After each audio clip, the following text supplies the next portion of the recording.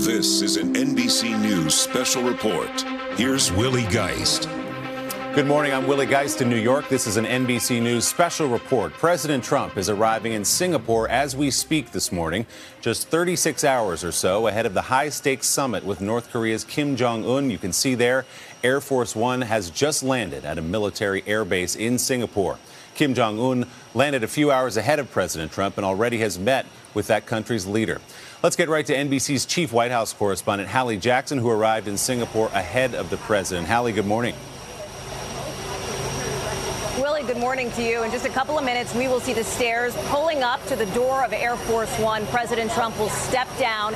He will be greeted by the Singaporean foreign minister here, and he will begin what will certainly be an historic trip. The question is how history will judge these talks between President Trump and Kim Jong Un, who is already on the ground. As you mentioned, he's already met with the Singaporean delegation. President Trump is expected to do that here tomorrow, and then we expect for much of the day he will be in prep. He will be holding briefings with his top staffers, including his national security advisor, John Bolton, who have traveled here with him to Singapore ahead of these discussions. And then we know the big moment will be Tuesday morning when these two leaders come face to face publicly for the first time. It is an interesting contrast, Willie, given where the president has just come from, given where Air Force One took off from about 23 hours ago, and that's Quebec, Canada, for the G7. Traditionally, a bear hug, America and its closest allies coming together. But this time, President Trump was in the lion's den. And on his way here to Singapore, he aimed some really tough talk toward, for example, Canadian Prime Minister Justin Trudeau, concerned over some trade issues that he has with G7 allies, raising questions now among his critics of why the president is talking so tough against our friends, yet trying to be finding some common ground with somebody who has long been considered an enemy in Kim Jong Un. So when you step back, that is the broader geopolitical context that we are looking at here.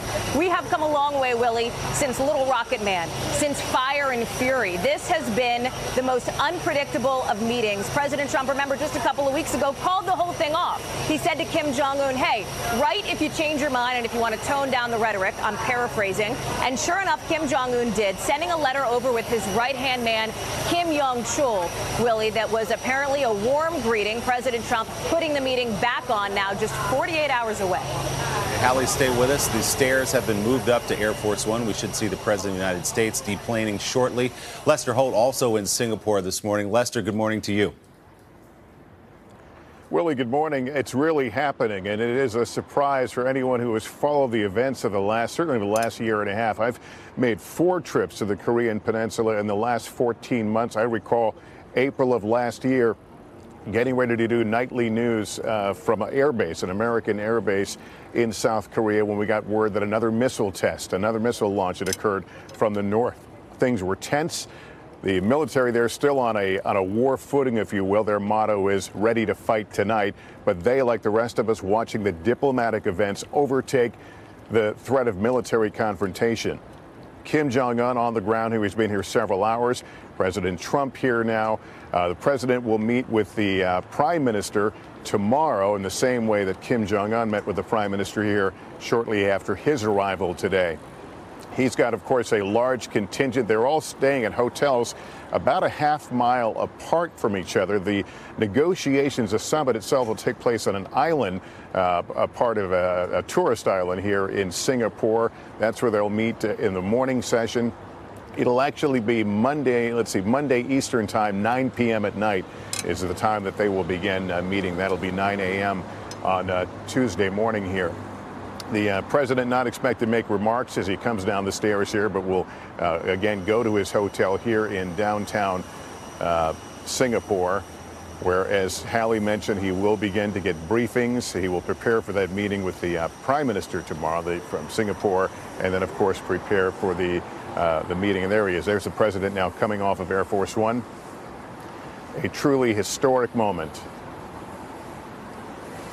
Of course, the First Lady not accompanying him on this trip because she is still under doctor's orders after her surgery not to fly. The president said this is a meeting that he has prepared his whole life for. This is a man who has certainly distinguished himself as a negotiator, as a businessman, and plans to rely on those instincts. There he is being greeted by the foreign minister here, and other Singapore officials. The president has said he'll know in the first minute of his conversations with Kim Jong Un whether this is going to happen, whether they're going to make a connection or not. That was his gut instinct.